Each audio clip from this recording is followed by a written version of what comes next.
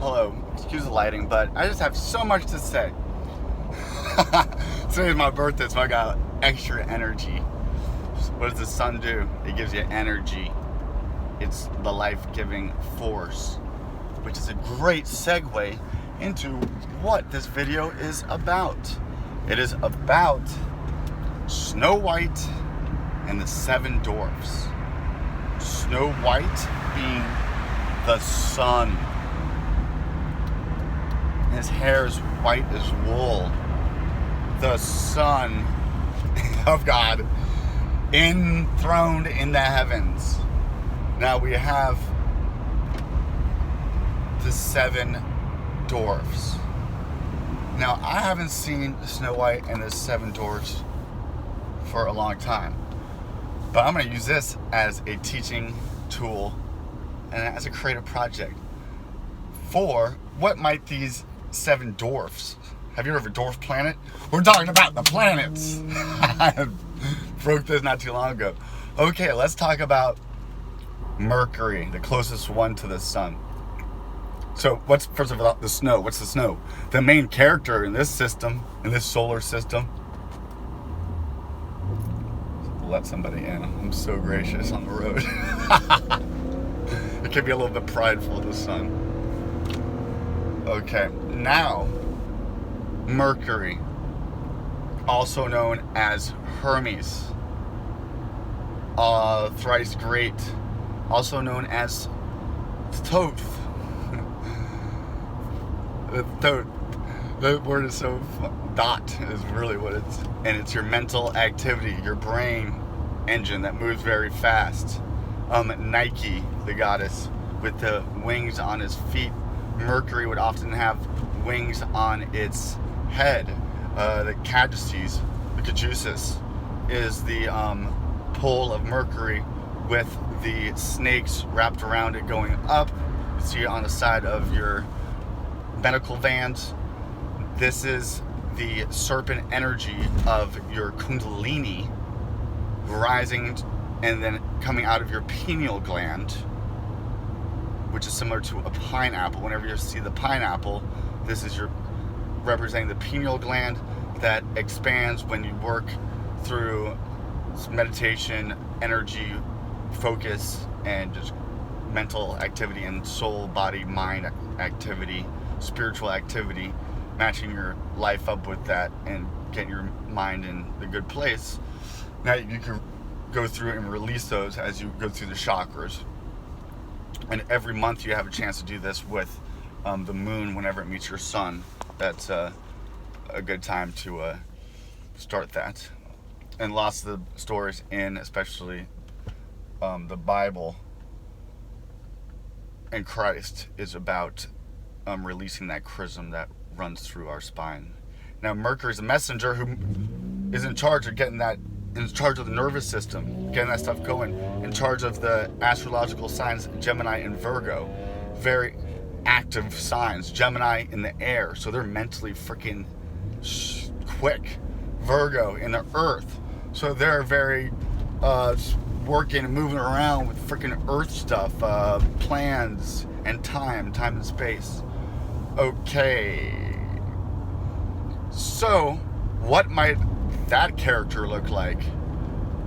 Give him a helmet with the winged ears on it, have him moving around really fast, have him talking really fast, have him a little bit anxious ridden, have him very curious, mercurial, have him in charge of like shaking and baking and making deals, the merchant Mercury, and have them as like also an investigator for like collecting like all this stuff and putting in like just, and like being MacGyver like always having like the right tool for the freaking job and helping to get jobs done, making connections, ping ping ping ping, being like a little pinball. Silver would be his freaking color. Mercury, the color of Mercury. Woo! What is Mercury doing in the sky right now? It's lit. Just went into Sagittarius, my moon sign. That would, but we'll go through the planets through the houses some other day for the. Now let's go to the next planet, Venus. Oh, she's gonna be hot. She's gonna be hot, a little bit ditzy, but she makes up with her purity. And she's covered in like green with like light brown, khaki, and that's like the color of her hair. Maybe a little bit darker, depending if she's a Taurus or a Libra. If it's a Taurus, gonna have darker hair. If it's a Libra, it's gonna have lighter hair. Libra's in the air, Taurus is in the earth, which is the same places that Mercury goes. That's why I think maybe we should make Mercury girl. Mercury's androgynous, so Mercury could be like a boy or a girl. It's like a femboy or like a masculine lady. Maybe he could even be like very metro. This is so much fun. Oh, but we talking about Venus. Back to Venus. She's gonna be always combing her hair. And maybe pregnant. In the tarot deck, the Empress is Venus and Earth. And she's pregnant. She could be pregnant with like ideas. Pregnant with motherly, loving, nurturing stuff. She's like the sweetheart. Oh, Venus is great. Venus is on my midheaven right now. Now, let us go to Mars. Oh, Mars is going to be the warrior freaking jock who's always trying to holler at Venus and like impress her by doing stupid stuff.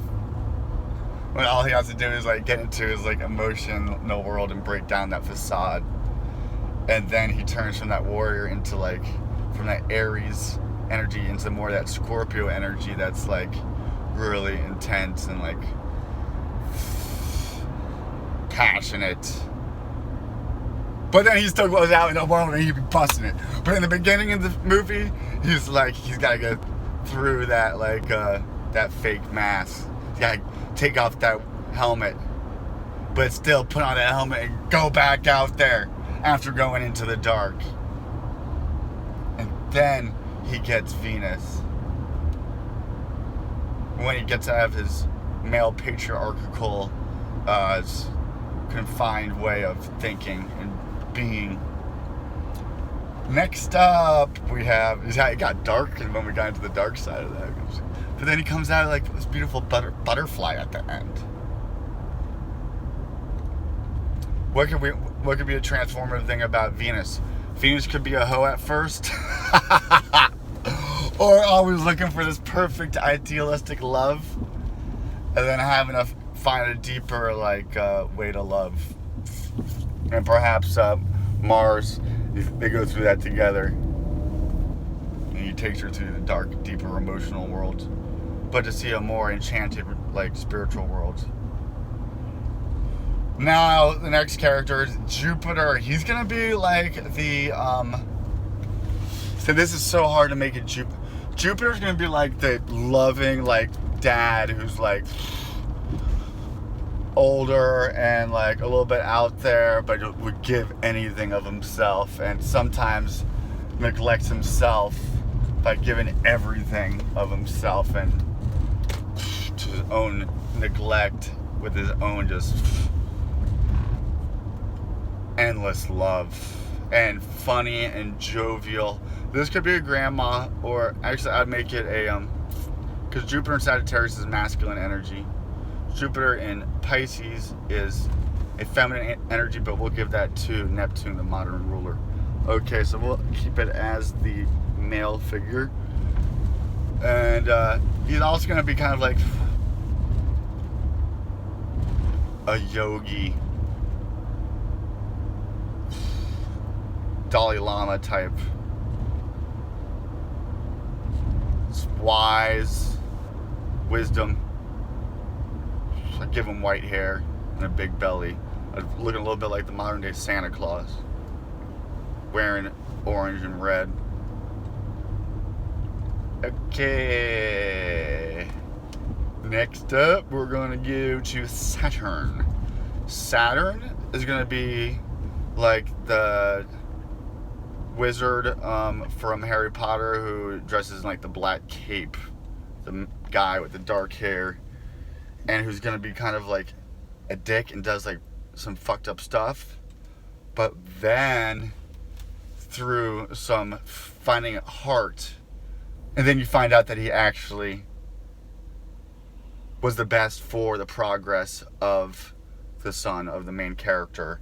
But at first you thought it was evil, but then you realize that it's actually more of the guru than Jupiter, but it's given it to you in the tough love kind of way. He would be dressed in black. He would be serious, and he would be a lady, a woman. Capricorn, the ruler, Saturn's ruler, is a female energy. People said that Satan up and the devil up to always be a dude. Actually, Baphomet has like a breast as well. So it's anthropomorphic, but it's not. Saturn is a legit female energy. That's why it used to be, instead of Saturn, it's Satan. In Saturnalia is a Roman holiday where we replaced it with Christmas, which happens in the time of Capricorn. Saturnalia is like a feminine Latinized word. Okay, next we have, now we're going outside the Saturn belt, so these next characters are going to be out there.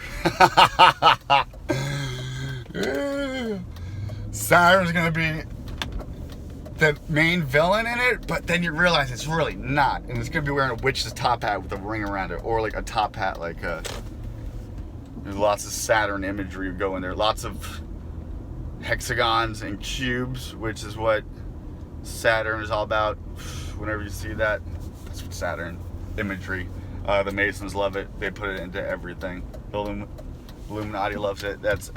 You learn Saturnalian imagery and sun and moon imagery, red and white, and then Sirius imagery, and you're on your way to breaking through the matrix that we put in here, getting outside of that freaking cube. Woo, we on fire today. Okay, we're gonna come back for the next planets. I want you to do some homework and see what you can come up with for the remaining 3 planets, which are going to be Uranu, the freaking father of Saturn. Got genitals bit off in ancient mythology, but it was also like the mind of God. So you look into the Anunnaki, or Anu, Earth, from on, heaven, on to earth, or Anu to us. Alright, thank you for putting up with the poor lighting, but I had to do what I gotta do. But I got this. And then we have Neptune, the blue mystical planet in charge of Pisces. Uranus being in charge of Aquarius, the futuristic. And then we have finally Pluto, often misunderstood but powerful, who's really on the outside ring, associated with Typhon, who took down Hercules, associated with Anubis, the god of the underworld, associated with, I don't see how the Disney character got called Pluto, associated with,